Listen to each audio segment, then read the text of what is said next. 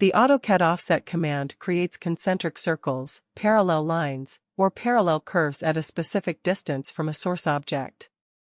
Activate it, enter the distance, select the object, and click on the desired side to place the new, parallel object.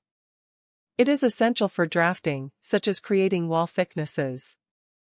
As example, create rectangle with length 100 and width 100.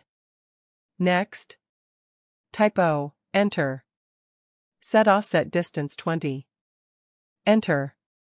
Select rectangle object. Click outside rectangle. The AutoCAD erase command removes objects from a drawing. Users can select objects first and press delete, or activate the command from the Modify panel, select objects, and press enter. As example, type E, enter. Select object. Enter to erase. You also can use delete button. Select object and press delete button.